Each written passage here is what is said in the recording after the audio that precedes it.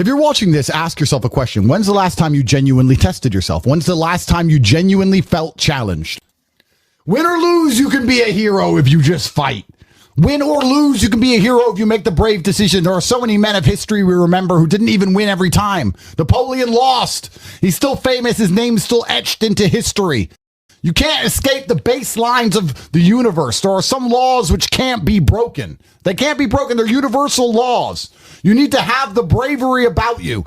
I don't care what happens to me in this case or any other. I know I always made the brave choice.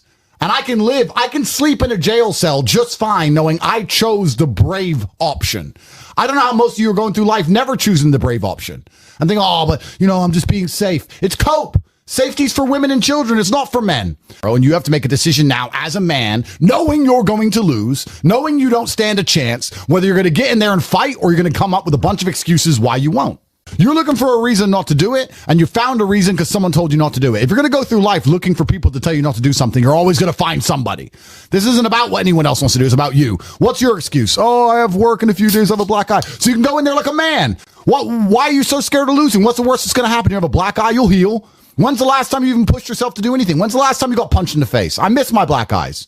The people who didn't fight, I think, got beaten worse than the ones who did, because they had to look in the mirror every single day for the next year or whatever it took for them to eventually come fight. They felt like cowards. There's nothing worse as a man than the feeling of cowardice. And the ones who fought went through the physical risk and went through the fear to make sure they didn't have to feel like a coward, because that's the worst thing a man can ever feel like. And if you're honest with yourself right now when you're watching this, a lot of you should feel like cowards. You weren't brave during COVID. You didn't get kicked off a flight. You wore your mask and you listened to your boss. You're scared of getting in a situation that you can't completely control. You don't challenge yourself. You don't test yourself. You go on the odd holiday, pretend you're rich and bang some girls, and you think that makes you a somebody. It doesn't make you a somebody. Nobody cares. You're still a loser. You're a loser. Because you've never been through the pain. All of the bad things that happen to you are the only things that are going to prevent you from being a loser. You need the difficulty. You need the suffering. I'm tired of people emailing me going, oh, this bad things happen to me. Good. That's why you get to be somebody who matters. All of the people whose lives go well all of the time aren't men. Men are the guys who stand up and say, this happened, this happened, this happened, this happened, and I'm still alive. We're supposed to be broken. We're supposed to be imperfect. Femininity is perfection. Masculinity is being a damaged human who is still competent and capable. You can even apply this to the way men and women look. We want women to look perfect. If a man looks perfect, women find it repulsive. They find it feminine and gay. They want you to look broken. They want you to look like someone's tried to kill you. That's what they want you to look like. They've tried to kill this man. He's covered in scars and he's big and huge, and they've tried to kill him, but he is still alive. That's the entire point. Because what you're doing, you want to go on holidays, you want to do all this garbage so you feel a tinge of it. But when's the last time you sat down and thought, I have to make this work? I have to perform. I need every single ounce of my strength and my capability and my competence to get myself in a situation where I can pull this off.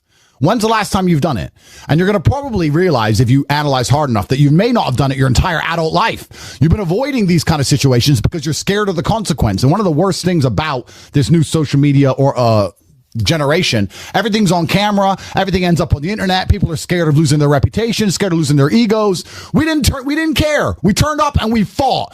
We won, we lost, but we turned up and we fought like men. Nowadays you have people sitting there going, oh, I want to fight, but I want to win, and I want the video, and I don't want to look stupid, and their ego gets in the way, and it's their ego preventing them from growing. And then, heaven forbid, they make a little bit of money on a crypto pump. Then they have to go through life trying to pretend they're something they're not, because they have money now, and they want to pretend they're a G. Oh, well, I've got money and I've got this nice car. Nobody cares. Why would they? And it's really important what you said there about putting on a suit and putting on a cigar and renting a Lambo and driving around. All of those things, and I've said this a million times, you're trying to signal that you have money. You're trying to signal that you have wealth. But money is an amplifier. It's not going to change who you are. It's only going to amplify who you are. And if you're the kind of person who will turn up to a random sports hall and fight somebody who you don't know who they are and get in there and do your absolute best to destroy that man, and if you're the kind of person who will go then on to the UFC or go on to be a kickboxing world champion because you don't give up and you keep training, and then you get rich, you have a different aura about you than the person who skips all that part and wants to look like a G. So they get the Lambo and they get the cigar and they get the suit, but they skip all the hardship. And you know what? Predators and women have this amazing sense. I'll tell you something. You may be able to fool a bunch of geeks. You may be able to fool a bunch of geeks with your suit and your cigar standing around, but unless you've been through some difficult things, the men who have been through difficult things and women will smell it on you. And they'll just look at you and go, he's a poser. He's fake. And the worst thing you can do is signal to be something you're not when you're not really about it. You don't want to talk gangster. You don't want to be gangster. You don't want to pretend to be something you're not. You don't want to pretend to be wealthy and pretend to be a G, because eventually someone's going to check you. And if you're not really about it, you're going to then get either hurt, or you're going to cower, or your reputation's going to crumble. You can only fake and lie for so long. God is going to reveal the truth of us all. And the truth about you should be that you're a brave person. Money is easy, but to truly test yourself so the money has value, that's the important part, because being rich is great.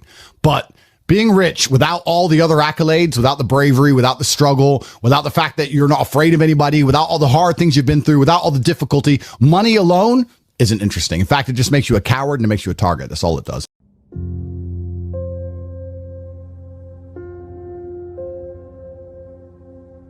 Everybody always says, if you tried your best, that's all that matters. The best is all you can do. If you tried your best, it doesn't matter what happens. It doesn't matter if you lose if you tried your best. But there is a secret to the universe that most don't know. If you actually try your best, you can't lose. Not pretend to try your best. Not try your best 90% of the time. Not try your best with excuses. If you genuinely try your best all of the time, all day, every day, it's impossible to lose. So when men say, oh, but I feel sad. Who cares? The world doesn't care.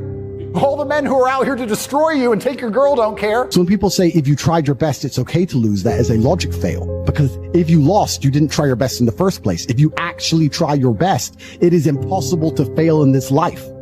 God is watching and he rewards those who want it the most. If you want it the most, you can have it. It's a competition. Every dollar you want, the house you want, the car you want, other people want. You have to win. You have to want it the most and genuinely do your best, because most people aren't capable of doing their best anymore. I want my boy to feel pressure, because pressure makes diamonds. And I felt pressure. I'll tell you something, man. I know a lot of people with a lot of money, but they were born with it. And when you're born with it, you never really suffered. You've never been hungry. You've never hustled. You've never struggled. You always just called daddy. And there's something about them as a man that is missing. Trauma is absolutely necessary in the development of a man. We need trauma. We need that masculine essence. We need to suffer. If you are not motivated now, every single day, to get up early and work hard and do what's necessary and get a strong network and get money and get rich, you are going to wake up one day at some point in the future and you're going to hate yourself, because by the time you realize how important that was, it is going to be too late. Hey, God, universe, I'm actually trying my best. I haven't missed a single gym session. I'm not being lazy. I'm not being stupid. I'm not lying. I'm not snaking my friends. I'm not scrolling social media. I'm not being a dork. I'm not jerking off. And then all of a sudden they'll come along and give you everything you've ever wanted. Strong body, strong mind, work hard. Going through a breakup sucks. I think that breakups are worse for men than they are for women. I understand how difficult and hard they can be. However, when you're truly heartbroken, you can't even sleep and your mind is constantly preoccupied. And instead of seeing that as a negative, what you need to do is use that as a source of unlimited power. If I was truly heartbroken today, let's imagine, and I could barely sleep, I'd be in better shape than I've ever been. I'd train like a fucking animal. By the time you're finished becoming an animal, you won't care anymore. The sadness inside of you is energy.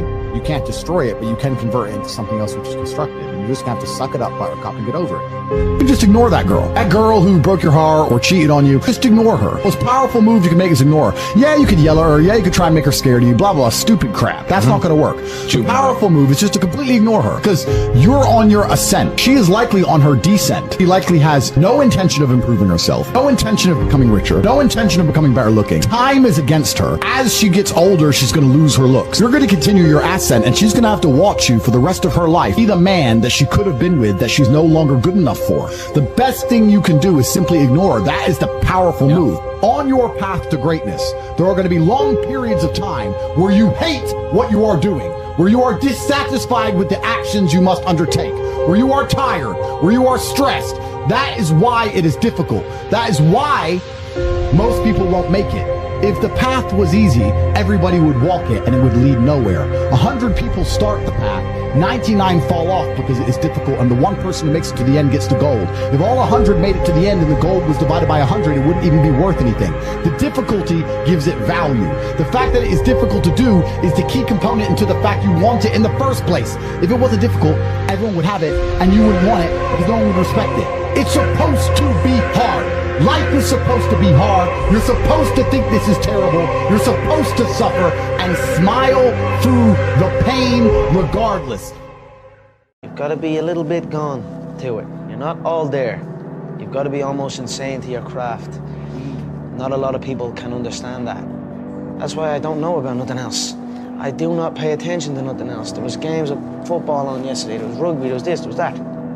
And like normal society is like, let's talk about this, let's engage in this. And I can't do it, I just don't, people are talking to me and in my head I'm counting something. I'm counting up a number, or I'm knee deep in a sequence on the mat or on the feet. That's my life, sequences and numbers, nothing else. I cannot pay attention to nothing else. Guys, this is some life advice from the Top G. If you're sitting at home and you want to do better than the current position you're in, the first thing you have to do is blame absolutely everything on yourself, whether it's good or bad. Because once you take absolute self-accountability, then you will find actions you can take, steps that you can make, which are going to directly correlate towards your successes. If you blame outside sources, if you say I was unlucky, or the government did this, or this politician, or this person lied about me, then you're blaming other people and you feel helpless. You need to feel in charge. You've got to take absolute self-accountability, and that's what chess teaches, because no matter how well you play a game of chess, if you lost, at some point you made a mistake. Absolutely everything as a man is your responsibility. It's your responsibility to become your best and brightest version of yourself, and you're not going to do that simply by talking it into existence. You need to live it into existence. You need to go out there and do things which are genuinely difficult, genuinely stressful, which are genuinely scary, so you can become the man you want to be. So you have to take responsibility for these things, and you have to seek them and choose and find the correct difficulties for you to overcome, so you can build a character worth having. You stare at your past and you'll end up staying there. It's okay to look back and admire it, but you carry on. People can get comfortable with a win and slack off then. Slack off on the training, slack off on the diet. They've won one. They're winners now. That's not me, you know. You sleep on a win and you'll wake up with a loss. Manhood is exceptionally hard, and life is hard. But how you shape yourself will determine how hard it is for you and how miserable it will be. As a man, there is no easy life. Your life is not about being easy. Your life is not about being happy. Your life is always going to be difficult. All of the pain you feel, all of the sadness you feel, you're supposed to feel as a man, and you have two effective binary choices. You either go through the suffering and go through the trauma and go through the hardship it takes to be a man of value, or you suffer eternity as a nobody. And being invisible, I would argue, is almost worse. You can have a very stress-free life if you work in Starbucks. You don't care about the Starbucks once you clock off. You go home, you play video games, and you exist until you die. That's stress-free, but you have to suffer being a nobody. Alternatively, you can go out there into the world, try and implement your mark on the world, work hard, try to get rich, more money, more problems. You can try and start a business, the stress of that. You can lose your girlfriend because all you're doing is working. This is a new level of stress, a new level of trauma, but at least you'll be a somebody at the end of it. There's two ways to suffer. You either suffer to become a somebody, or you suffer as a perpetual and forever nobody. I've been listening to laughter all my career. Yeah. I've been listening to them laugh my whole career. They've been laughing. What? An Irishman win a Cage Warriors world title? Hell no. You serious? An Irishman? An Irishman win a fight in the UFC? Hell no. Laughs all around. Okay, you gotta win. Now he wants to win a world title? Hell no, he's all talk, he's all hype, he's a joke. Laughter all around at the Joker. Then the Joker goes and wins the world title. Now he wants to win a second world title. More laughter. Listen, the sound of laughter and the sound of doubt motivates me. I've got this situation where people are truly doubting me, like they doubted me at the very, very beginning. And that's motivating for me. That's what's going to drive me to the gym when I need to go to the gym. That's how much you know school's a scam. You don't look at someone rich and respect them thinking he went to school. The people you are learning from in school aren't even fucking rich. Your business professor's never had a business. School's a scam, and it's the biggest scam on earth. The reason it's a scam is because it operates in a vacuum. It operates in a vacuum because it cannot be fairly compared to any other service. So you can get a loan for school, but you can't use that money for anything else. Because if they were to open it up and put the school, the education system, into the fair market of capitalism, it would fail. If I were to give you 100 grand and say, you can get a degree, or you can buy a crypto, or you can start your own business, or you can do anything you want. Who's gonna choose a degree? Nobody! So So they say you can only get the money if you use it for education, which allows it to operate inside of a vacuum. Because it operates inside of a vacuum, it is one of the few things on the planet which is allowed to be non-competitive. It's not competitive against any other investment. Everyone knows that. But you can only get the money for that, so you can't get the money to invest in anything else, so you end up doing it, learning something that is outdated, slow to learn. There's more degrees every single year, meaning the value of a degree decreases. And the price goes up every single year. You know what I mean? You can always do something. If your ankle is sore, well, is your arm sore? What's the problem? Do what you can. People use things as an excuse. You know what I mean? Okay, something's off, so I can just chill on everything now. But it's important not to do that. You know what I mean? You've got to focus on what you can do, not what you cannot do, because that will consume you. If you focus on what you can do, sooner or later, you're going to be able to do absolutely everything. There's always something you can do. All the time. So it's just about finding it, being honest with yourself, and fucking doing it. I believe that it's pain that teaches. I don't believe men especially can learn any way besides pain. We talk about learning a lesson the easy way or the hard way, and I'll tell you something. We've all been offered chances to learn a lesson the easy way our entire lives. And guess what? We didn't learn anything, and we kept doing it. It's natural and intrinsic inside of men. You'll see a man drive a car too fast and almost crash 100 times, and he won't learn his lesson until he's crashed that car. We only learn things the hard way. It's only pain that can teach a man. Every single time something bad happens to me, that's how I see it. I see it as God teaching me to make me more wise, more formidable, a more capable opponent, and that's how you have to approach life. Every single hero in every single movie goes through adversity. There's never been a hero movie where all he does is win. No. To be a hero, you have to suffer. If you're suffering in some degree, even if you're a normal guy with a normal job and you're suffering at your job, or you're heartbroken because your girl left you, or whatever, if you're suffering, that's part of your hero's journey. There is no hero's journey without suffering. If you have an easy life the whole way through, you never get to be a hero. That's the whole point of being a man, is that you're supposed to suffer. You're supposed to eat pain for breakfast. You're supposed to come and grow into a better version of yourself. That's exactly what life's supposed to be about as a man. If you want to be a superhero in life, you need to understand that for 80% of the movie, you're going to suffer. For 80% of the movie, you're going to lose. Watch any superhero movie. For 80% of the movie, it is nothing but pain and frustration and difficulty. And when your life is that way, you have a chance to grow into something fantastic, and you should thank God for every difficult thing he puts in your path. Think about a superhero movie. A man is unfairly imprisoned in a Romanian jail cell and trained so hard he emerges stronger than ever before. That is a movie.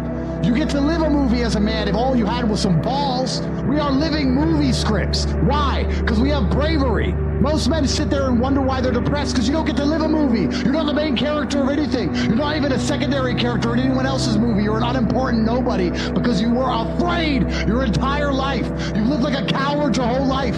You were afraid of what might happen if you have some balls. And then you wonder why you're depressed. I'd be depressed if I was you. Of course, your life sucks. I'd rather go to jail as me than live free as you. Because when you're free, you can't even do anything. You can't go where you want, you're broke. You can't have sex, girls don't want you. You can't speak because no one listens.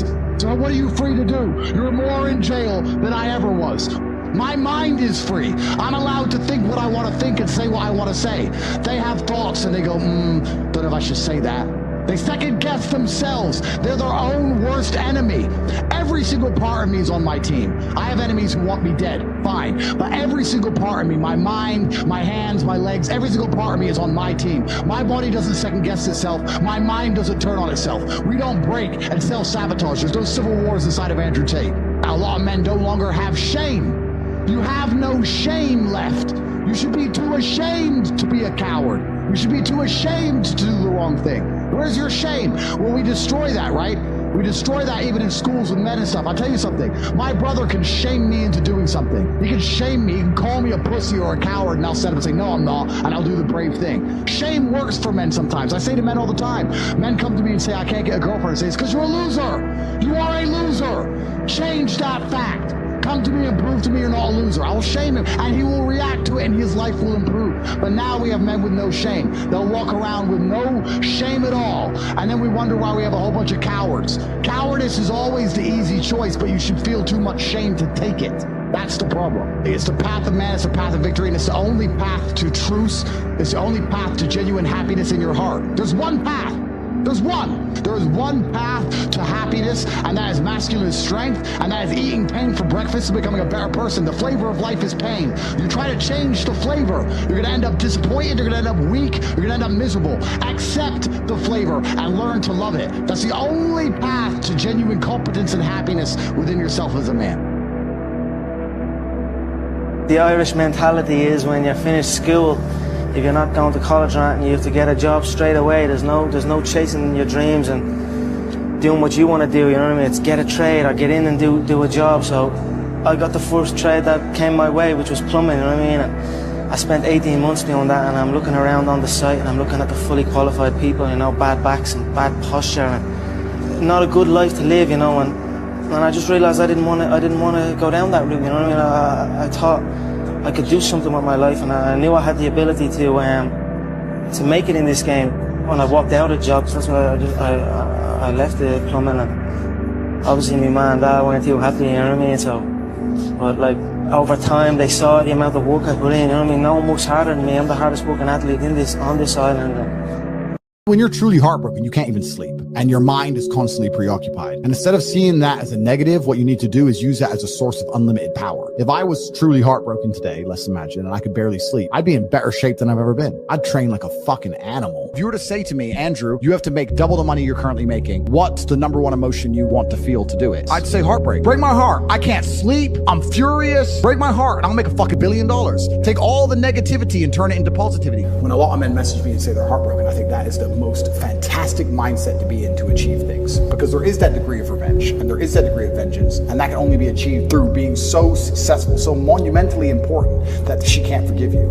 And also, you cannot even sleep, you can't even concentrate, your whole mind's a mess. That's the perfect time to train. Energy cannot be destroyed, it can only be converted from one form to another. You have to look at that and understand that the sadness inside of you is energy. You can't destroy it, but you can convert it into something else which is constructive, and you just have to suck it up, buttercup, and get over it. I'll tell you right now, the largest monumental jumps in my life in terms of success is when I was pissed off or sad. Now you have genuine sadness inside of you, which is unlimited motivation for you to become a fucking beast, become an animal. And by the time you're finished becoming an animal, you won't care anymore. So if you really want to cure yourself, you can just say, I'm going to get a six-pack and I'm going to get bigger arms. And by the time my arms are this size and I have a six-pack, then I'm going to think about that bitch. And you'll realize you don't give a shit about her anymore. That's just the way the world works. What do you imagine the world to look like in 5-10 years' time? It's a good question. I think the best way to predict the future is to study history. I believe in times of old, let's go back the last 3,000 years. If you were a king, your life was pretty good. Or it was as good as life could be. To be a king, you had power, influence, money. That's what you had, and you were a king, and you lived a good version of life. If you weren't a king, you were an average man, a common man. And I think the world is cyclical. When you were a common man 2,000 years ago, you were effectively a slave, and life was terrible. And then that was the same all the way up to perhaps 1930s, 1940s. Being a common man was pretty terrible. And perhaps it was the war and the massive loss of life. Perhaps it was something else, I'm not sure. But I kind of feel like there was a golden period between in the 50s, the 60s, the 70s, the 80s, maybe even the 90s, where being a normal, hardworking man, because life is cyclical, went from being a terrible existence to quite a good existence. In the 60s, you could be a normal man who worked in a factory, an unskilled labor job, and with one wage, you could afford a house, you could afford a car, you could afford to raise a family, your children would not be taught garbage in school, your wife would respect you, you'd have a home-cooked meal. Times are good. Times are good. All the things I said about playing Uno earlier in Hyperbole are true. What matters most? Your wife loves you, you're respected as the breadwinner, your kids respect you, they listen to you, your house is clean, your house is safe, your car works, your life is good. And I feel like, because it's cyclical, those good times are over and we're going back to where it was before. The kings have always been fine, and we always will. But if you're the common man, I think that the good days are over. And I think it's going to get harder and harder. Inflation is going to absolutely decimate your spending power. Now, inflation doesn't damage me. Inflation doesn't damage me because I own all the assets. Inflation just means houses get worth more money. Inflation just means Bitcoin and stock and land and houses all go up. Inflation means my car collection is no longer worth 110 million. It's now worth 300 million. Whatever. I own everything. Inflation is amazing for the rich man. 100%. I love it. But for the broke man, you're done. You're fit. You're done. You're finished. Because inflation is meaning your money is worth less. And it's going to take more of your money to buy a house, and your wage is not going to increase at the rate of inflation. It's becoming more and more impossible for you to own assets. For us asset owners, inflation's fantastic. So the common man is about to get wrecked. I think inflation is going to make it exceptionally difficult. I think AI is going to make most jobs worth less than they already currently are. If you're a newspaper writer or whatever, AI is going to take that in the next 10 years. Yep. And you're going to, if you still have a job, it's going to be only managing the AI, which means you're going to be paid even less than you're currently paid. I think life is about to become exceptionally difficult for the people in the middle. I think the good times are over. I think it's going to go back to the feudal system of kings and serfs and peasants. And I think if you're a normal, average person now, you should feel deep fear and panic and understand that you have a certain amount of time to get into the higher bracket of the social class before these hard times come. And the most scary thing about these hard times is I have no real evidence for this. It's just in my mind. I feel like the gap is going to permanently close. In olden times, let me think about this thought, because in olden times, the chance of turning into anything more than a peasant when you were born a peasant was effectively zero, unless there was chaos, unless there was a war or some great catastrophe which allowed social mobility for you to go to war, win, get a knighthood for bravery, get some land, and change your social mobility class. But there had to be war and chaos for you to escape, because without the chaos, it's kind of like a prison break. When all the rules are being adhered to and the prison is operating as it should, you're stuck in your cell. But if there's a prison riot, you have a chance to escape, which means uncertainty and chaos are required for the difference in social mobility. And that's always been the case. But now I feel like with AI and certain other things, although there's going to be instability in the world, although they're going to continue to lie to us, I feel like the Matrix is going to gain enough control to keep us all in our pods or in our 15-minute cities, or our electric cars will be turned off, or we need to get our bug rations for the week, so that there can't ever be enough true chaos for you to escape. There won't be true social mobility, and I feel like there's going to be a close. The people who are rich now, their bloodlines will be rich for a very long time. And the people who are poor now, if they don't get rich soon, in the next 10 years or so, they're never going to get rich. You're never going to get rich. The prices of houses are going to continue to go up. Prices of land is going to continue to go up. Inflation is going to continue to happen. Your wages will not catch up. It's going to get harder and harder for the average person to ever stand a chance of owning any assets. Yeah, it's now or never. Yeah. It's almost impossible right now. How does the average person on an average wage buy a house in London right now? It's almost impossible already. I think in the next 10 years, it's going to become truly impossible, and they're going to use AI to keep the gap closed. And what's interesting about that is, well, I'm in the rich team, I guess. But what I find most interesting about that is the socio ramifications of the fact that I think this is quite pertinent to most average people. I think most normal people understand. If you were to ask them, how's the economy? They'd say, well, it's impossible. I can't pay for my bills. I can't pay to eat. I can't afford a house. I can barely afford my mortgage. I'm never going to get rich this way. They understand all of this, but they're not panicking. Why are you not panicking? The Titanic just hit the iceberg. You may not be in the water yet, but it's a certainty. There's nowhere else to go. It's going to sink. It's going to happen. Panic now. Don't panic at the end with everyone else as they go into the icy depths. No, I would argue if I was on the Titanic and it got struck by the iceberg, I could have got a lifeboat nice and early. Now, I wouldn't have women and children first. I'm just using this as an example. Analogy. No, I know where you're going with it. I could have gone to the top deck when no one else was panicking and said, you know what, I want this. I want to go on a lifeboat. No, I don't feel comfortable on a lifeboat. And the guard probably said to me, you don't need to go on a lifeboat. It's no big deal. I said, yeah, but please, just give me the lifeboat, or here's some money, or whatever. I want this one. Give me this one. Everyone started panicking at the end. There's no lifeboats. And people are sitting here now going, oh yeah, the economy's bad, but you know, maybe if we vote for this person, who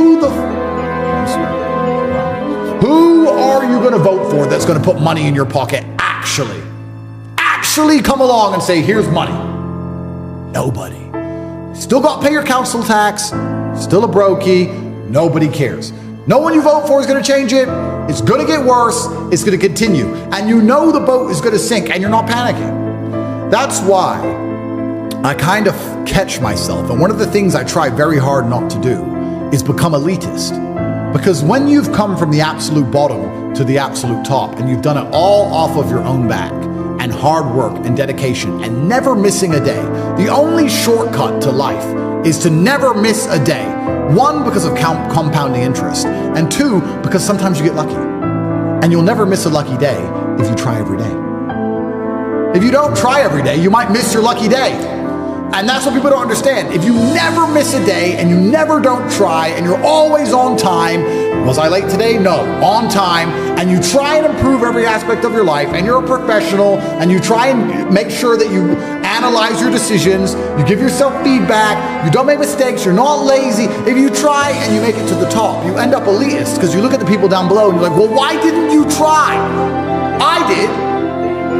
Oh, I did too. No, you didn't. That's a lie. Now you're lying to me and that annoys me. And you catch yourself being very elitist. And this is what's scary about it, because I'm from a Luton council estate.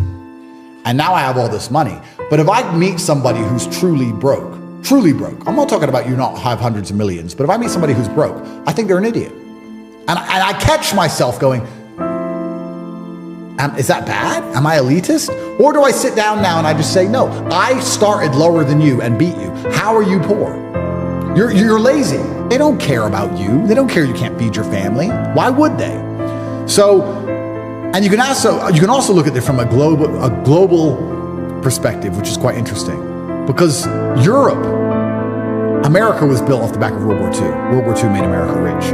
But Europe, for the longest time, got rich off the exploitation of second and third world nations. That's how it got rich, by building empires in Africa and Asia, etc. Colonizing countries. Yeah, colonizing countries. This is how they got rich.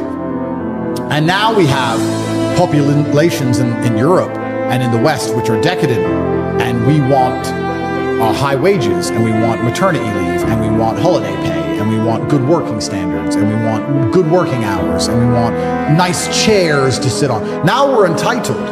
And if you're a company and you need slaves, do you want entitled slaves, or do you want slaves who are just going to do their job for low pay? And then you start to understand why immigration is being unchecked on purpose, so they can bring in people to try and work jobs for basically nothing, who don't want standard of living and don't want standard of work. And what they're effectively doing now is, instead of exploiting the second and third world to benefit Europe, the globalists are now decimating Europe on purpose so that they can live somewhere else. And okay, that's going to prop up the economies of the second and third world, so the whole thing is reversed. Instead of destroying the second and third world for the benefit of Europe, they destroy Europe, and that's going to benefit the second and third world. But they're globalists and they don't care. All they care about is forever profits. They'll go live in Saudi. They'll go live in Mumbai. They don't care. They're not tied to the land or tied to the place like the average European is. So if you're the average man in a European country and you're not financially free and you're stuck somewhere in the middle, not only is your life going to get harder, but also the place you live in is going to get worse. Your wages are going to go down. Crime's going to increase. All of these things are going to happen so that the people in charge can get their forever profits and avoid all the mess they make. And it's all done purposefully. If I was an average person, I'd be genuinely afraid. I mean, it's easy for me because I have so much money. Okay, I'm currently restricted in Romania and I'm under a matrix attack and they put me in jail, blah, blah, blah. One day I'll get out and one day it will be over and I'll still be a millionaire and I can look at the map and go, where is safe? Tokyo. But most people can't do that. They can't do that. They're stuck. And the fact that doesn't bother them or they don't panic, I find flabbergasting. I mean, the iceberg has struck the Titanic. How long can you have a border where people can arrive by dinghy and throw acid in people's face until your nation has fallen? How long will you allow this to happen until you realize it's done? It's done. It's done. And how long will you sit there and get hit by endless bills that continue, inflation that wrecks your currency, wages that don't increase, new taxes with ULEZ cameras, unchecked immigration for people who don't have a passport, crime rates increase? Bro, I said this to Tristan. We were saying how we miss England because we're English in our hearts and part of us miss it. And I was saying, you know what? If I lived in England, I couldn't even protect myself. I have guys here with guns because I'm currently on bail and I can't carry a gun. Otherwise, I'm strapped all the time. If you come to my house, there's a big gate and there's pit bulls and there's 4 guys with weapons, guns. You need SEAL Team 6 to get in my house. There's bulletproof doors and I have a gun next to my bed. I'm the final boss. It's gonna be a shootout. In England, I can have all the money in the world. I can go to Radlett. I was looking at a house in Radlett. I'll say it right now, it's 12 million pounds. It's gorgeous. And I thought, it's worth 20 million. For 12 million, it was worth Bargain. Bargain. Yeah. And I was like, Tristan, if we bought this house, the problem is we couldn't even protect ourselves because eventually someone will work out it's our house. It's like it's just like all the footballers. Of course. All the footballers when they go to play matches, they all get robbed. Bro, eventually someone will work out it's our house. The only way you can protect yourself in the West now is to hide. I was like, we can buy this house, not put it in videos, not put it on social media, not invite girls over, because you know what will happen? You'll invite a girl over one day, and she'll say, I'm coming with my friend Lucy. Not from the BBC, a different one. But like, okay, Lucy, she comes. Lucy turns up. She's a 7. You don't talk to Lucy. Nobody likes Lucy. She sits around. She's a 7. She sends the location of yours. She knows. Next weekend she's out sniffing coke with some dickhead, and she's like, I was at Tate's house. No, you weren't. Yeah, I was at Tate. I was looking at this picture. Where was it? Here. Boom. Bam. That's now they now know where your house is. They start talking about it. Mr. Bugatti, Mr. Diamond Watch. I'm sitting in my Radlett house. There's fucking 25 windows, 6 door entrances. I'm like, Tristan, we can't even hire armed guards. Who could we even hire to protect the house? I could come along with $1 million a month contract. I'd end up with G4S, some old man sitting in a little box. And when they rock up, 20 dudes with blades, it's over. You can't even be rich in England unless you want to hide. Tell me this, yeah? I wear a $400,000 watch in Bucharest, Romania. In London, I can't wear it. In London, I don't wear it. So we're talking about how the nation's failed. You could be rich in England and you're still not safe. You still have to pray they don't find you. You have to live like a hermit, like a cockroach under a rock and hide. Or maybe you get a chance to call the police before they chop your wife's hands off. Oh, that's great. That's how fallen this nation is. And there are people there with no money. They're not even rich like me. They have no money. And they're sitting there going, it'll be okay. Maybe if we get Rishi Sunak out and get another one in. No, it won't. No, it won't. It is a failed society. You need God. Revert to Islam and move to Saudi Arabia. In Saudi Arabia, none of that will happen to you. This is what I was going to say. So tell me, picture this for me. Paint me this picture. The case was dropped. You're free to go wherever you want. You get on your private jet tomorrow. Where do you tell the pilot to go? Well, I'm talking about to reside, not just holiday. Yeah, to reside. Yeah. And that's the thing that's interesting because I really truly believe the Western world has fallen. And one of the things I prioritize now in my stage of life is safety. I don't see the point in anything if I'm going to end up killed. But if you're going to kill me, at least the Matrix has to kill me. At least make it a cool story. He was telling the truth. He did fun podcasts. They assassinated him. Make it good. I don't want to die because some idiot wanted my watch. You know? Yeah. I don't want to die for that. And I feel like the whole Western world is that dangerous now. I make this clear. When I go to London, I'm probably the most nervous. I don't know how anyone lives in London without feeling nervous. I'm so nervous all the time. And it costs me such an exorbitant amount of money. If me, my brother, and a couple friends go to London, we'll jet from here, that's 50 grand. And then there's 4 of us, that's 4 rooms, and we want to stay in a 5-star hotel, so that's 2 grand a night, so that's 10 grand in hotels. And then I have my security team there, is 3 grand a day. So it's 13 or 14 grand a day in hotels and security, 50 grand to get in. Then I'll go shopping, of course, normal. But even when I'm walking around Harrods, my head's on a swivel. And I've got 3 dudes with me who are 6'8". And I'm still like, and then you'll hear about someone get robbed just outside Harrods while you're in Harrods. You're like, how do people live in this city? And they're just living there like, oh, it's not that bad. Yes, it is. Yes, it is. I've never had that. This is the capital of the poorest nation in the European Union. I've never had any problems here. I drove a Bugatti around the streets. I parked my Ferrari on street corners. I wear a $400,000 watch. I've never had anything. Yes, I have security. Yes, I had armed guards. But for the years before that, I never had any trouble. What's interesting about it as well is that these things stand out from the crowd. Obviously, I've been here for a couple of nights now, and you don't ever see a Ferrari, Bugatti, Lamborghini, or anything like that. So when you see Tate in his Ferrari, you know. Yeah. So it's very easy. If this was like London, your target 100%. Oh, bro, 100%. This is my point. Lucy would give the location up and I'd be a target and I'd be decimated. So how do you have a nation where you're not allowed to be wealthy without hiding? Where you can arrive without a passport? Where they can't catch people who decimate people's faces with corrosive substances? where there's people in a room, those who are supposed to be designated towards enforcing law and justice, trying to put me in jail because I said women can't park. This whole thing is a clown show. This whole thing is a clown show. And only God can save us now, my friend. I don't know what the West is going to do, but this clown show is built on the back of the taxes of the hardworking average man. You're the average man. Not only is your life fucked, not only is your future fucked, not only are your children going to be finished, you're paying for this. You are paying for all of it. And then, if you ever get to a point of finance where you don't have to pay for it as much, or you can escape, one of your ex-girlfriends will call you up and demand money, and if you don't give it to her, you go to jail. What planet are we on? The Western world has fallen, and empires rise and empires fall. This is the cyclical nature of the universe. That's fine. But to sit and try and pretend it hasn't fallen is hubris. It's being an ostrich and sticking your head in the sand. And the smartest thing the average man can do is realize that yes, the Western world's fallen, and two, you have 10 years to get into the higher class, the higher social mobility class, or you and your bloodline are eternally finished forever. Yeah. Which goes back to a point I said earlier. If I'll teach you how to make money online for $49, you understand you have less than a decade to save your entire bloodline and you do not join, well then you're a loser. And your great-grandchildren will wake up one day in their slave pods eating the cockroaches, and they'll ask their mother, why was granddad a loser? Why didn't granddad try and save us? And you're going to have to sit there and come up with some answer for them. You're going to have to say, oh, well, he was busy. Try and justify somehow. Try to justify it. He was busy. He was jerking off the Pornhub. Oh, he was busy. You know, it was hard for him. It was a bad economic climate. And give a bunch of excuses to your bloodline as they continue to be slaves forever and washed my children's cars. Fine. But if you have a brain, you're going to understand you're running out of time. You're going to fix it. Especially if you understand the nation you're in is sinking. The Titanic you are on is about to sink.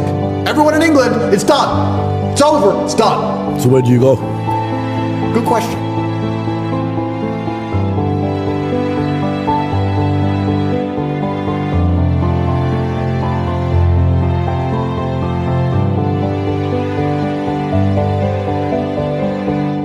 Manhood is exceptionally hard, and life is hard.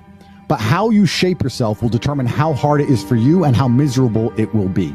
As a man, there is no easy life. Your life is not about being easy. Your life is not about being happy. Your life is always going to be difficult. All of the pain you feel, all of the sadness you feel, you're supposed to feel as a man, and you have two effective binary choices.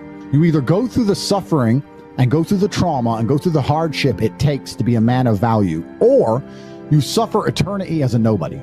And being invisible, I would argue, is almost worse. You can have a very stress-free life if you work in Starbucks. You don't care about the Starbucks once you clock off. You go home, you play video games, and you exist until you die. That's stress-free, but you have to suffer being a nobody. Alternatively, you can go out there into the world, try and implement your mark on the world, work hard, try to get rich, more money, more problems.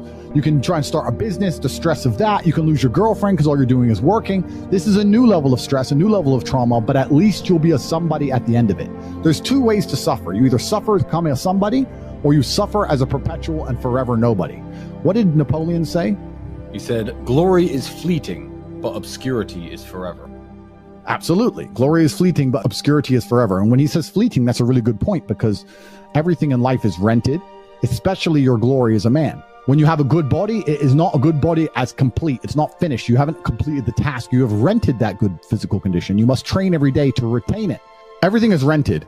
Your body, you don't just get a good body and you're done. You still have to go to the gym every day to maintain that good body. You don't just get a hot girl and it's done. You still have to work hard for her to always love you and respect you. You don't just start a business and now you're rich. No, you have to start a business and work on that business every day. If you take your eye off the business, it will fail. Everything in life is rented. So when he says glory is fleeting, he's also absolutely not correct, because glory is fleeting and you have to constantly and endlessly work for it and make sure that you never stop. Otherwise, it will be taken from you.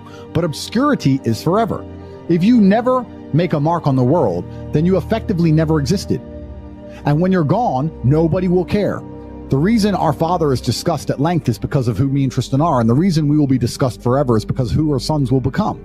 And that's very important, because you have a duty to your ancestors and you have a duty to God. So you must make a choice. And this is genuine choice for you people at home. Do you want to live in obscurity forever and be invisible and not matter and have an easier life, I would argue that it's not easier because in your heart and in your soul, you're going to feel guilty knowing you could have been something you're not. Or do you want to try your absolute best and struggle and suffer every day of your life paying the rent for all of the amazing things around you? We pay endless rent. We pay rent for our bodies. We pay rent for our relationships. We pay rent to keep our kids. We pay rent to keep our business. We pay rent to keep our freedom. Every single day is work to pay the rent. It's absolutely never ending, and you have to make that choice. So if you have a pen and paper in front of you, you need to decide. Do you want to be invisible with a lower rent bill, or do you want to be important and work hard and suffer to make sure that the rent is paid? It's a choice you must make, and it's binary, and you must be extremely dedicated towards the decision you finally make. Absolutely everything as a man is your responsibility. It's your responsibility to become your best and brightest version of yourself. And you're not going to do that simply by talking it into existence. You need to live it into existence. You need to go out there and do things which are genuinely difficult, genuinely stressful, which are genuinely scary, so you can become the man you want to be. So you have to take responsibility for these things, and you have to seek them and choose and find the correct difficulties for you to overcome so you can build a character worth having. I believe that it's pain that teaches. I don't believe men especially can learn any way besides pain. We talk about learning a lesson the easy way or the hard way, and I'll tell you something. We've all been offered chances to learn a lesson the easy way our entire lives. And guess what? We didn't learn anything, and we kept doing it. It's natural, intrinsic inside of men. You'll see a man drive a car too fast and almost crash 100 times, and he won't learn his lesson until he's crashed that car. We only learn things the hard way. It's only pain that can teach a man. Every single time something bad happens to me, that's how I see it. I see it as God teaching me to make me more wise, more formidable, a more capable opponent, and that's how you have to approach life. Every single hero in every single movie goes through adversity. There's never been a hero movie where all he does is win. No, to be a hero, you have to suffer. If you're suffering in some degree, even if you're a normal guy with a normal job and you're suffering at your job, or you're heartbroken because your girl left you, or whatever, if you're suffering, that's part of your hero's journey. There is no hero's journey without suffering. If you have an easy life the whole way through, you never get to be a hero. That's the whole point of being a man, is that you're supposed to suffer. You're supposed to eat pain for breakfast. You're supposed to come and grow into a better version of yourself.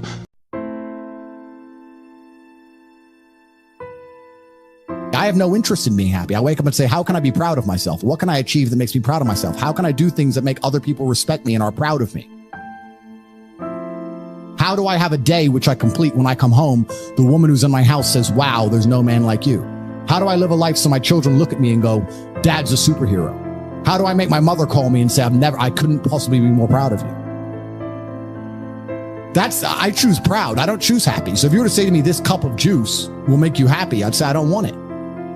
What do I want to be happy for? Damn, that's proud of myself. That's some real shit, bro. So what do you do to make you? What do you do to make you proud of yourself, and what do you do to make others proud of you? I have duties to complete. I have to live the exact same life, regardless of how I feel. So, for me, happiness is not a good indicator on how life should be lived. You shouldn't wake up and say, "How happy am I today? How does that affect how I act?" That's not how I operate. I wake up and say, "What must be done? What will allow me to be proud of myself? What will allow me to achieve?" And those things will be done regardless of how I feel. And that's how the most successful people on earth all operate. The most successful people on earth don't only do things because they feel happy about doing them. The whole world doesn't give a fuck if men are happy or not. Nobody cares about men being happy. We talk about women being happy. We want children to be happy. If you look at a full-grown man on Christmas morning, he's smiling because his wife is smiling. He's smiling because his children are smiling. Nobody even buys him anything. What do they buy the dad? Socks? Nobody cares about men being happy. So why do you as a man care about you being happy? That's how you're going to fall into these traps. I'm a very content person. I live a fantastic life. I'm not miserable or depressed. I'm not sad ever. But I don't wake up and go, I want to be happy today. No, sir. I wake up and say, okay, things must be done. And those things will be completed regardless of how I feel. Regardless of how I feel.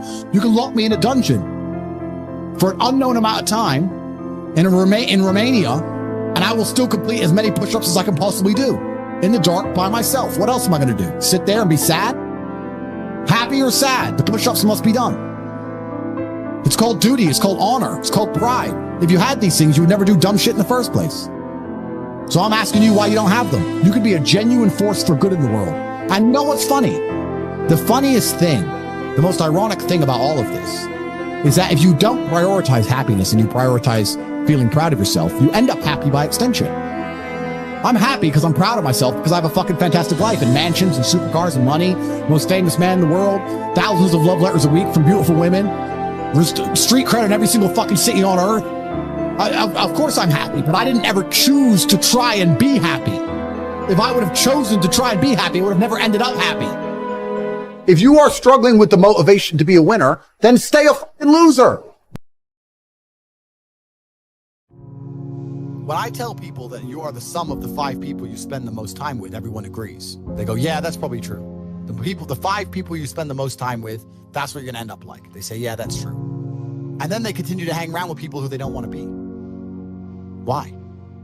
There has to be a point. There has to be a point where you sit and go, okay, you're my friends, etc., etc. I love you guys. Yeah, we can talk, whatever. But I'm on a different life path. You have to leave some people behind. You wouldn't want to be, if you were to come hang out with me and you were in a room with me and my 5 friends, you'd feel self-conscious. You're right. You don't feel self with your friends. Because you only so surround, you only surround yourself around people that are on like your level of like. I'm with killers. I'm with killers. We're fucking monsters. If you were to come hang around with me and my crew, you would be self-conscious, and that self-consciousness would motivate you, or they would certainly instill the discipline required for you to change. You don't feel self-conscious amongst your peers. That's why you don't change. If you were to get in a room and you're the only person who ain't a fucking monster, you'd want to become a monster. That's life. That's humanity. So I say this to people all the time. If you know you're the sum of the 5 people you hang around with, why you hang around with people you don't want to be? Brother does 500 push-ups. I ain't gonna be the bitch at the house. I ain't gonna not do them. So that's another reason the war room exists. My organization, the reason it's so competitive, is the reason we kick people out. You have to fight. Even if they pay, you're like, I don't give a fuck, get out. Like, I don't give a fuck, get out. Out. Doesn't matter. Everyone pays to join. You get kicked out anyway. You have to fight to keep your place. That's the whole. Damn. That's because that's how life was. If we were still in the animal kingdom, the lions that you see on TV, they weren't just born big lions. They had to fight other lions. They had to fight to get that antelope. They had to fight other animals, hyenas, jackals. They had to fight to be the boss. We're living in a comfortable world now where people think, oh, it doesn't matter, it doesn't matter. But you know what? To some degree, it does matter. It does matter, and I'll tell you who it matters to. It matters to your soul, and it matters to God. I stand in the mirror with a pure heart. I know I am the best version of me that could possibly ever exist. I know that God is proud of me. There's nothing that God hates more than sloth and laziness. If God were to create a man and that man were to sit around and do fuck all, God will frown upon you. It's why you're never lucky. If you're listening to this and you think I'm never lucky, I'll tell you why, because God dislikes you because you're fucking lazy. Start to work. Start to show God the beauty of his own creations. You'd be amazed how lucky you'll become. God is unhappy with these people. And inside their hearts, they're unhappy. We talk about depression, anxiety, all those things you mentioned earlier on this podcast. That comes from self-loathing. You loathe your own weakness. You loathe your own laziness. This is what all of these things are. I don't feel depression. How can I feel depression when I'm the most powerful version of me that I could ever fucking be? How can I feel depression when I can squeeze my own hand hard enough to break my own bones? How can I feel depression when I've smashed and destroyed 68 people's faces in front of me, men who thought they could test me in fair combat? How can I feel depressed? It's impossible. Watch your friends when they're on TikTok. How long can they even focus on a video before they have to change? Half a second, a second. All of your minds are broken. You can't even focus on anything anymore. Right. You are constantly distracted to the point where you can't even appreciate the good things in your life. You're distracted. Your minds are broken. You need to rewire your mind and resist the slave programming. How? They have I'll tell you how. First thing you have to do is identify it. You have to identify what is happening to you. I use my mind to break the trap. What I do is I allow my enemy to manipulate me on purpose. And then I use my mind to break the trap and punish the perpetrators. I will sit on TikTok for a day and I'll just enjoy TikTok. And by the end of the day, I'll watch myself. How quickly I'm looking to be entertained, how little time I give a video, how fucked up I am. And then I'll blink and I'll cure my fucking brain. You must allow yourself to be manipulated and you must fix it. All of it. You just talked about not appreciating the things you have. Then blink and cure your brain. It's not difficult. There's just no competition because everybody's fucking distracted. They're getting distracted by this, distracted by that, watching fucking Netflix, jerking off to Pornhub like fucking jackasses. It's so easy to win if you can control your own mind. But it seems that nobody fucking can. And that's how the people who run the world keep the world running, because they have all the slaves exactly where they need them to be, permanently distracted and semi-depressed, working their asses off in jobs which will never satisfy them and never pay enough money. That's the Matrix. Do what I'm supposed to do. It's not a matter of how I feel or how I'm motivated. If I was depressed, it's impossible, but if I was depressed, my life would be, and the day-to-day activities would be exactly the same as if I was ecstatically happy. You wouldn't be able to see a difference. I'd be up at the same time. I'd be in the gym the same. I'd be doing the same shit. Those are my duties my duties to God. How I feel has nothing to do with it. Completely unrelated. How I feel is unrelated to my duties to God. They don't change based on how I feel. They're the same. And they will be completed because I refuse to fail God or my bloodline.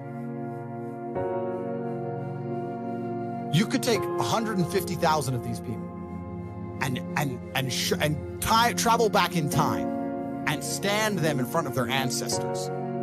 And their ancestors who fought fucking saber-toothed tigers or escaped the Mongol hordes or managed to dodge bombs in the Second World War. All the shit they went through just for this fucking cretin to be born. And to look at him, look at who he is, listen to his life story, listen to what he does on a day-to-day basis, and they would feel nothing but fucking shame.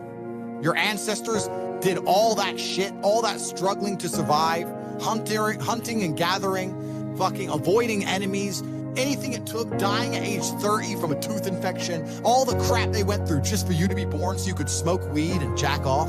That's what your ancestors died for. That's what they worked so hard for. If you were born 100 years ago and it was the 1920s, you'd be in some ditch in northern France, living in the fucking mud, hoping not to get killed by a random sniper in some bullshit war you barely understand for 4 years. Then you'd come home and hope your wife hasn't been bombed. Yo! You understand? But that's the world. That's the world. The world has become exceptionally easy for a lot of men. It used to be a different place. Most men were cannon fodder. Most of us would have ended up in wars, dying for fucking no reason. Damn. Now we don't have to do that. So because we don't have to do that, men think it's okay to just become comfortable now. You're not supposed to be comfortable. You were never evolved to be comfortable. You're supposed to be uncomfortable. Right. And if you make yourself uncomfortable constructively, it's very easy to be anything you want. I find it amazing that people will sit there and spend all their time upgrading that character, making as much money as they can, getting the best guns, getting strong, getting some hoes, meeting important people, getting the best car. They'll do all that in a game, but they won't do it in real life. I find that incredible. My life is GTA. I don't need to play a game for GTA. If I want a gun, I'll fucking buy it. If I want a car, I'll fucking buy it. I want a bitch, I'll get her. It's me. I am GTA. I don't see why people play the games. They play the games because they're scared of loss, because if you die in the game, you get another chance. If you lose in the game, you get another chance. In life, you get one shot. Damn, But if you get some balls,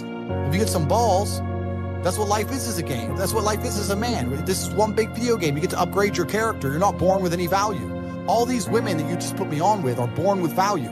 They're pretty already. They're gorgeous already. They're good looking enough. Even if they're a 5, someone's going to give a shit they exist because someone wants to fuck them. As a man, if you don't make yourself valuable, you have no value. You have to get up and do it. Just like a video game, you start with fucking 0. You have to decide if you want to complete it. You have to upgrade your character. So I find it amazing that men are going to play video games and fuck about and waste their time instead of upgrading their character. Everyone knows what to do. You know what you have to do. You're right. If you had to become the most dangerous, intelligent, respectable man on the planet, you know you're supposed to go to the gym. You know you're supposed to train, learn how to fight. You know all these things. You don't do them. That's your decision. It's your prerogative. I didn't make that choice. I made the choice to do it all. I decided on it. And every single man watching this can do the exact same thing, which is why I have very little pity. I'd never make fun of someone who hasn't got a choice. I wouldn't make fun of someone born with one I eye. have a choice though. But if you've made a fucking decision to be less than you should be, then I believe you should be mocked for that decision. I agree. I didn't feel make like, that. yeah, because like you're not living up to your full potential. Like it's your choice to basically not live up to your full potential. Completely. And me as a man, when I put myself through hell, when I have had such exacting, such stringent standards for myself, why would I then have less exacting, stringent standards on the people I meet? Why would I put myself through hell me and then meet someone who didn't put themselves through hell and then treat them like my equal. No, fuck you. I suffered when you didn't. So you're not my equal because you decided not to suffer. You have enjoyed comfort when I haven't, and that's fine, but don't expect me to look at you as my equal because you're not. I'll snap your fucking neck. I can't imagine a mind frame or a mindset where I want to do something and can't do it. Right. So it's almost difficult for me to answer that question, because if you have that kind of mind, if your mind is so fundamentally broken that you cannot do with your own mind what you want to do, Right. you know, like that, then you're just fucked, right? Life is hierarchical. There's always going to be kings and there's always going to be peasants. If you have a mind that you can't control, then you're never going to be a king. You're going to be a peasant. That's your life. You have a peasant's life ahead of you, and that's your destiny. Enjoy, right? There's always been peasants. That's life. But I believe that the most important thing you can do as a man is to gain control of your mind. Once you have control of your mind, life is so ridiculously easy. It's so ridiculously easy. It's so easy to be in. People say to me, Tate, you're in good shape, but all you do is drink vodka and travel the world. You're never even home. You never even have a gym. How do you do it? It's ridiculously easy if you control your mind. If I decide to do 1,000 push-ups, I'll do them. Maybe I have to do them one at a time. Maybe I'll get tired. Maybe I need a break. I'm going to do 1,000 because I said I'm going to do 1,000. It's not fucking hard. Everyone knows what they're supposed to do. Once you control your mind, it's easy, right? Getting over a breakup with that bitch. You miss that girl, you're upset, you miss her with all your heart, da-da-da. But once you realize she's gone, if you control your mind, she's gone now. She's gone now, gonna miss her. That's a shame. Off to the gym. But like, you either control your mind or you don't.